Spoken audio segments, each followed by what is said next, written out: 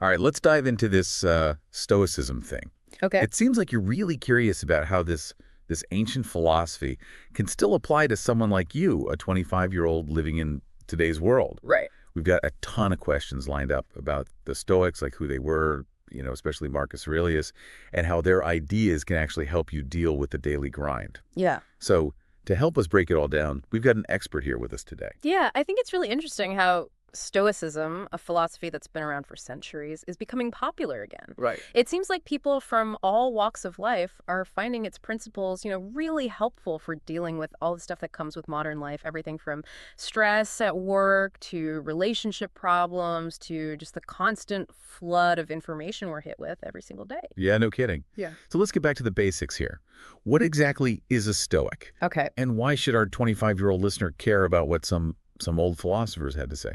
At its core, Stoicism is a philosophy that emphasizes virtue, reason, and living in accordance with nature.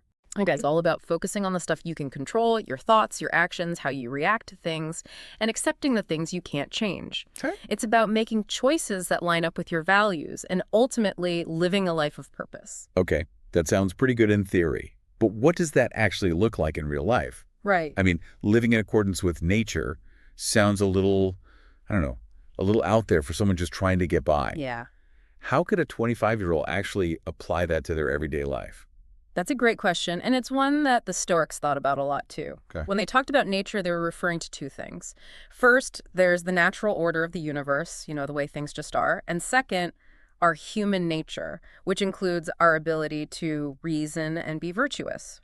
Okay. So living in accordance with nature means trying to understand both of these aspects and making choices that fit with them. So it's not about like living off the grid or anything like that. It's more about understanding how things work, both in the world and within ourselves, Right.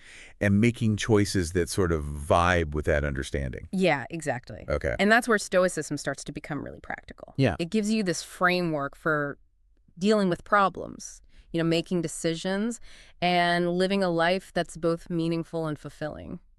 You mentioned that Stoicism is about focusing on what you can control. Right. Now, our 25-year-old listener specifically asked about dealing with, laziness and distraction, something I think we can all relate to. Yeah. Especially in a world where you can scroll endlessly and get instant gratification.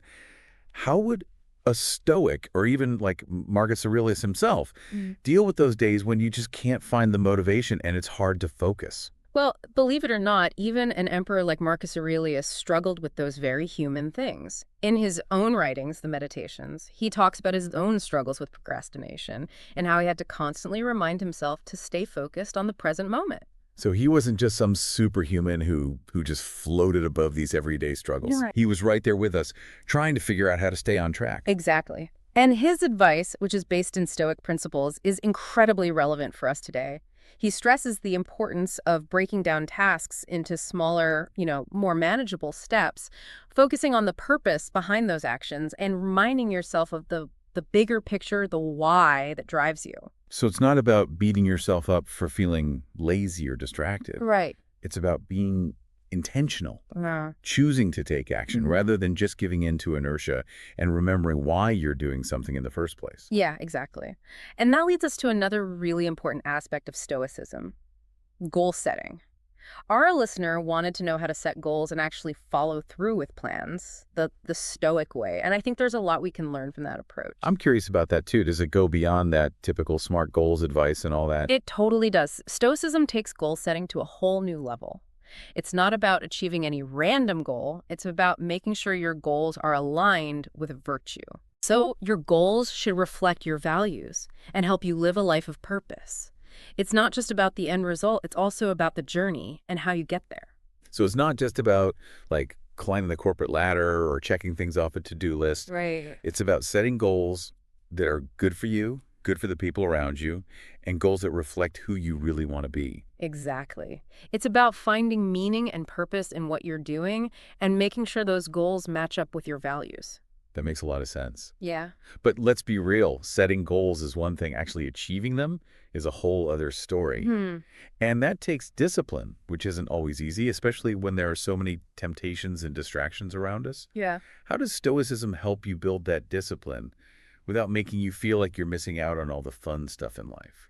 That's a great question, and it really gets at the heart of Stoicism. Okay. It's not about depriving yourself, it's about making conscious choices. The Stoics were all about focusing on what's essential, letting go of what's not, and making intentional decisions about how you spend your time, your energy, and your attention. So it's like having this filter for all the noise and distractions, Right. helping you choose what really matters and letting go of the things that don't. Exactly. It's about being mindful of your choices and making sure they align with your values and goals. This is all really insightful, but before we move on, I want to talk about something our listeners specifically asked about: leadership.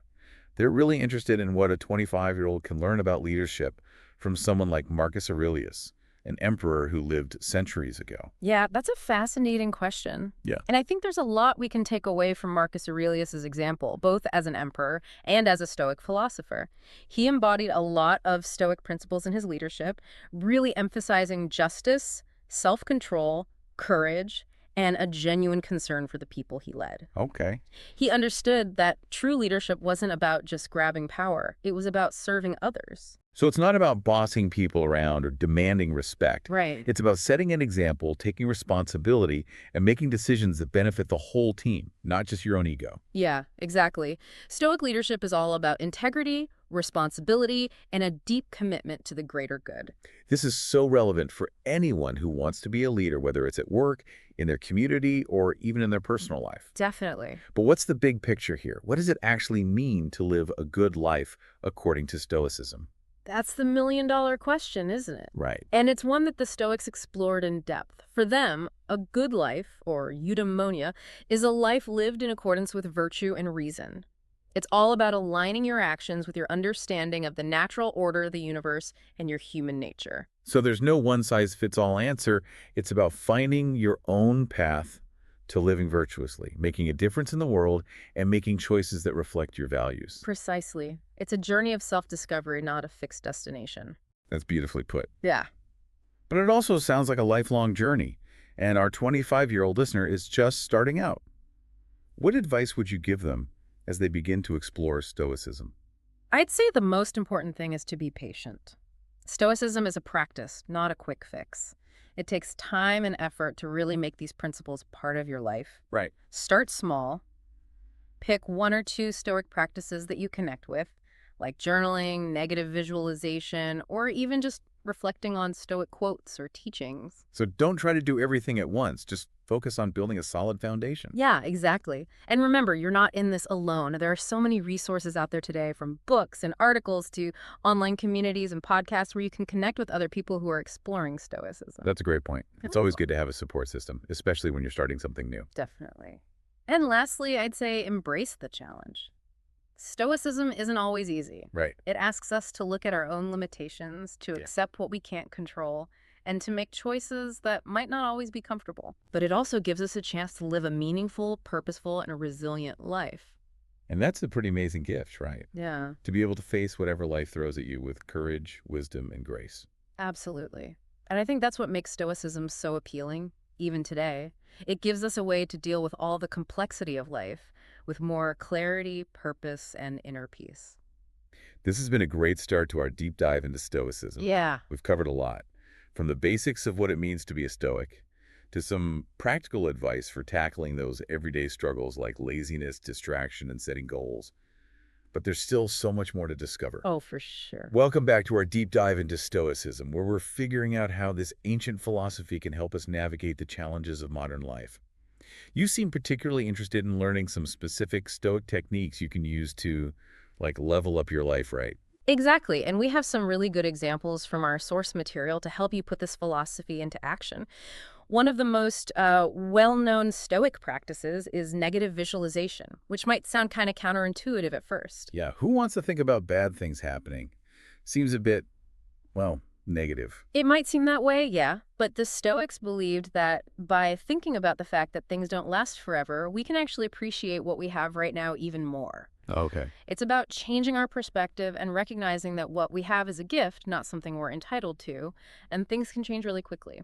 So instead of taking things for granted, this negative visualization helps us to appreciate them more fully. Right. like really savoring that morning coffee or a phone call with a good friend. Exactly. It's like a mental exercise in gratitude. Yeah. By imagining losing the things we value, like our health, relationships, or even our possessions, we become more aware of them in our lives and less likely to take them for granted. That's a really interesting way to look at it, like taking a moment to appreciate what you have before it's gone, instead of regretting it later. I can see how that could be a powerful way to cultivate gratitude and contentment. Absolutely. And another powerful Stoic practice is journaling, which was a big part of Marcus Aurelius's daily routines. Journaling, that's something I'm all about. I love how it lets you have a conversation with yourself, to work through your thoughts and feelings without judgment. For the Stoics, journaling was a way to look at their thoughts and emotions, figure out what they needed to improve, and track their progress. Marcus Aurelius, for example, used journaling to think about his day, analyze his actions, and remind himself of Stoic principles. So it's not just about venting or writing down your to-do list. It's Right. about intentionally using journaling as a tool for self-reflection and personal growth. You got it. It's a powerful way to practice Stoicism on a daily basis. You can use it to explore your values, notice patterns in your behavior, work through difficult emotions, and become more self-aware. It's like having your own personal therapist and life coach all in one. And the best part is, anyone can do it. It doesn't matter how old you are, what you do, or where you come from. You just need a notebook and pen, or even the Notes app on your phone. Exactly. It's simple but incredibly effective. And speaking of simple but effective, another Stoic technique that can be really helpful, especially for a 25-year-old navigating life, is the dichotomy of control. Okay, I've heard that term before, but I'm not entirely sure what it means. Can you explain it? Sure. The dichotomy of control is the Stoic principle of recognizing what you can control and what you can't, and then focusing your energy on the things you can actually change. So it's about letting go of trying to control everything and everyone around you, Right. like accepting that you can't control the weather, traffic, or what other people think of you. Exactly. The Stoics knew that trying to control things outside our control just leads to frustration, anxiety, and a feeling of helplessness. True freedom comes from accepting what we can't change and focusing on what we can. It reminds me of that serenity prayer. God, grant me the serenity to accept the things I cannot change, courage to change the things I can, and wisdom to know the difference. It's like choosing your battles wisely and not wasting energy on things that are ultimately out of your hands. That's a perfect way to put it. The Serenity Prayer really captures the essence of the dichotomy of control. It's about recognizing our limits and being smart about where we put our energy and attention. So for our 25-year-old listener who's maybe dealing with a tough boss or a frustrating roommate, this dichotomy of control could help them handle those situations better. Yeah. It's about realizing they can't control the other person's behavior, but they can control how they react. Exactly. It's about responding in a way that's consistent with their values, keeps them feeling peaceful, and doesn't add to the negativity. That's a powerful skill to have, no matter what life throws your way. It's like having a superpower to stay calm and composed even when things are crazy. Absolutely. The dichotomy of control is a fundamental Stoic principle you can apply to pretty much any situation. And speaking of Stoic principles, let's talk about virtue, a concept that was central to their whole philosophy. Okay, virtue. It sounds Yeah. a bit old-fashioned. What exactly did the Stoics mean by virtue, and why was it so important to them? For the Stoics, virtue was the highest good, the ultimate goal of life. They believed living a virtuous life meant living according to reason and nature, making choices that were aligned with our true nature as rational and social beings. So it's not just about being nice or following the rules. Right. It's about living in a way that reflects our deepest understanding of what it means to be human. Exactly. The four main virtues in Stoicism are wisdom, justice, courage, and temperance. These virtues give us a framework for making choices that lead to a fulfilling and meaningful life. It sounds like these virtues are like the foundation of a strong and balanced life, each one contributing to our overall well-being. Yeah, that's a good way to think about it. Each virtue has a key role in helping us live a good life, both for ourselves and for the people around us. Okay, so let's break them down, starting with wisdom. What does it mean to be wise from a Stoic perspective? Wisdom for the Stoics is about understanding the true nature of things, seeing the world clearly and objectively, and making decisions based on reason, not just emotions. Okay. It's about developing a clear understanding of the world and acting based on that understanding. So it's about carefully considering things, Mhm. not letting feelings cloud your judgment, and making choices that are in line with your long-term goals and values. Exactly. It's about being discerning, seeking knowledge and understanding, and making choices that are in your best interest and the best interest of others. And what about justice? What does it mean to be a just person in the Stoic sense? Justice is about treating others fairly and honestly, respecting their rights, and contributing to the common good. The Stoics believed that we're all interconnected, like part of a universal family, and that we have a responsibility to act in a way that benefits everyone, not just ourselves. So it's not just about following the law. Right. It's about doing what's right, even when it's tough, and acting in a way that promotes fairness and harmony in how we interact with others. Exactly. It's about recognizing the inherent worth and dignity of every person and treating them with respect and compassion. And how about courage? What does it mean to be courageous from a Stoic point of view? Courage for the Stoics is about facing our fears and doing what's right, even when it's hard or dangerous. Okay. It's about standing up for what you believe in, pushing through challenges, and acting according to your values, even when it's uncomfortable. So it's not about being fearless. Right. It's about acting in spite of fear. Right. It's about having the inner strength to do what's necessary, Yeah. even when it's hard, and standing up for what's right, even if it's not popular. You got it. It's about having the moral strength to overcome adversity and act with integrity, even when it's really challenging. And lastly, what about temperance? How does temperance factor into a virtuous life? Temperance is about moderation and self-control. It's about finding a balance in all areas of life, not being controlled by our desires or passions, and making choices that are in line with our long-term well-being. So it's about having a healthy relationship with pleasure, Yeah. not letting your impulses rule you, and finding that balance between indulging and having self-discipline, between enjoying life and staying in control. Exactly. It's about finding that balance and making choices that support your overall well-being, both physically and mentally. This is all so fascinating. It's like these virtues are all connected, each one supporting and influencing the others, creating this holistic way of living a good life. That's a great observation, Yeah. and that's what the Stoics believed.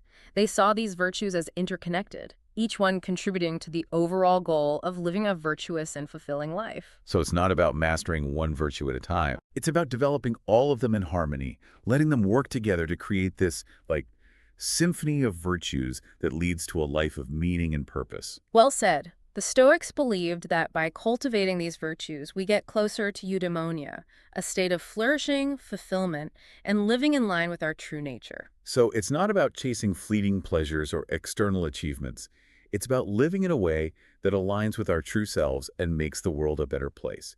It's about that deep inner peace and contentment that comes from living a life of virtue and purpose. Exactly. And that brings us back to living in accordance with nature, a core principle of Stoicism that we talked about earlier. Right. We talked about how nature has two sides, the rational order of the universe and human nature. So it's about understanding how things are and aligning ourselves with that flow. Right. But it's also about understanding ourselves as rational beings and living in a way that expresses that rationality. You got it. It's like a two-way street. We are part of nature, and nature is part of us. And by living in accordance with nature, both the natural order of the universe and our own human nature, we connect to a source of wisdom and guidance that's bigger than ourselves. That's a beautiful way to think about it. Like we're all part of this grand plan. Yeah. And by living in harmony with that plan, we find true fulfillment and meaning. And when we live in accordance with nature, we naturally develop those virtues. It's not something we have to force. It just flows from living in harmony with ourselves and the world. That's a powerful insight. It suggests that virtue isn't something we struggle to achieve, but rather something that happens naturally when we live in line with our true nature. Precisely. It's about aligning our actions with our understanding of the universe and our own human nature. And that's where Stoicism becomes truly transformative. It's not just a set of rules or beliefs. It's a way of life, a way of being in the world. Absolutely. It's a philosophy that touches every part of us, from our thoughts and emotions to our actions and how we interact with the world. And it's as relevant today as it was centuries ago, offering timeless wisdom for navigating the complexities of modern life. Exactly. Stoicism gives us a powerful set of tools to cultivate resilience, wisdom, and a life of virtue in a world that can often feel chaotic and uncertain. It's a philosophy for all time, offering guidance and support to anyone who wants to live a more meaningful, fulfilling, and resilient life. Speaking of the modern world and living a meaningful life, I think it's time to circle back to our 25-year-old listener who's just starting out on their Stoic journey. What advice would you give them as they start incorporating these principles and practices into their daily life? I'd say the most important thing is to start small and be patient. Remember, Rome wasn't built in a day, and neither is the Stoic mindset. Pick one practice like journaling or negative visualization and try it out for a few weeks. Just see how it feels. Notice any changes in your thinking and behavior. Yeah, and don't be afraid to experiment. What works for one person might not work for another. The key is to find what speaks to you and make it your own. Absolutely. Stoicism is a journey of self-discovery, and everyone's path is different. There's no one right way to practice. It's about finding what works for you and incorporating it into your life in a way that feels genuine and sustainable. This has been an amazing exploration of Stoicism. We've covered so much, from the fundamental principles to some really powerful practices. I'm already feeling more grounded and empowered just from talking about these ideas. Me too. Stoicism has so much to offer, and I think our 25-year-old listener is well on their way to making these powerful tools part of their life. And speaking of powerful tools, we've got one more Stoic practice to share with our listener, and it might be the most powerful of all. Welcome back to our deep dive into Stoicism. We've been talking about all these practical tools and techniques that can help us live a more resilient and fulfilling life. But we saved the best for last, right? We did. It's a concept that might seem a little contradictory at first, but it's really at the core of Stoicism. Okay. It's called amor fati, which is Latin for love of fate. Love of fate. That sounds kind of tense. Like, are we talking about embracing all the bad things that happen to us? Not quite. It's more about, well, it's more nuanced than that. Right. Amor fati isn't about passively accepting everything life throws at you. It's about actively embracing it, seeing both the good and the bad as important parts of your journey. Hmm. Recognizing that everything happens for a reason, even if we don't get it right away. So instead of fighting or resenting the tough times, you actually see them as chances to learn and grow. It's like saying, bring it on to life's challenges, knowing you'll come out stronger. Exactly. Yeah. It's about shifting your perspective from why me to what can I learn from this? It's about recognizing that everything that happens, both the good and the bad, is part of our life story. Right. And that each part, even the ones that seem bad or unimportant, adds to the overall beauty and complexity of it all. That's a really cool way to think about it. It's like taking all the seemingly random and messy parts of life and weaving them into something meaningful. Exactly. Amor fati is about seeing the beauty in the whole thing, even the parts that might seem ugly or unpleasant at first. It's about trusting that even the hardest experiences have a purpose, even if we don't understand it at the time. I can see how having that kind of perspective could be really freeing. It's like taking the power away from those negative experiences and turning them into something that helps you grow and become more resilient. Exactly. And the more you practice amor fati, the less you'll be controlled by things outside of you. You'll develop an inner strength that lets you handle life's ups and downs with grace and calmness. So how do you actually cultivate this love of fate? It sounds like a pretty advanced level of stoicism. It does take practice, but like anything else, you can get better at it over time. One way to start is by focusing on the present moment. When you're fully present, you're less likely to get caught up in worrying about the past or the future, and you can appreciate the beauty of right now, even when things are hard. It's like that saying, yesterday is history, tomorrow's a mystery, but today is a gift. That's why it's called the present. By focusing on the present, we can actually experience life fully, the good and the bad, without getting lost in thoughts and worries about what was or what might be. Exactly. And another way to cultivate amor fati is to think about what you've learned from past challenges. When you look back and see how those difficulties shaped you, helped you grow, and made you who you are, you start to see how they fit into your story. It's like when you look back on a tough time and realize you wouldn't change it because of what you learned about yourself and about life. Exactly. The more you practice this way of thinking, the more you'll see everything that happens as part of a bigger picture, a plan that's unfolding perfectly, even when it doesn't seem like it. So for our 25-year-old listener who's going through all the ups and downs of life, figuring out their career, dealing with relationships, and trying to make their mark on the world, amor fati can be really powerful. It's about finding that silver lining, even in the tough times, and knowing that every experience, no matter how challenging, has something to teach us. Absolutely. It's about turning challenges into opportunities for growth, resilience, and wisdom. It's about embracing all of life's experiences and finding meaning and purpose in every step. This has been an incredible deep dive into Stoicism. We've covered so much, from the basic ideas to some powerful practices that can help us live a more resilient, fulfilling, and meaningful life. It really has. But before we go, I want to leave our listener with one last thought. Yeah, final message to sum up what Stoicism is all about, what it means to live a good life. Remember that Stoicism is a journey, not a destination. It's about always learning, growing, and striving to live in a way that aligns with your values and your understanding of the world. It's about being your best self, facing challenges with courage and wisdom, and finding joy and meaning along the way. And remember what the Stoics believed. Virtue is its own reward. It's not about what other people think or what you achieve. It's about living true to yourself and making the world a better place.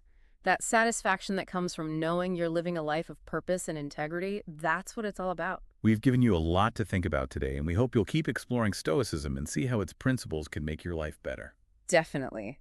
It's a philosophy that's lasted for centuries, and its wisdom is just as relevant and valuable today as it ever was. Keep digging deeper, explore the teachings of the Stoics, and see how their insights can help you handle the complexities of life with more grace, resilience, and inner peace. So go out there and stoicize your life. You might be surprised by what you find. I'm sure you will. It's a journey of self-discovery that can lead to a more fulfilling, meaningful, and resilient life.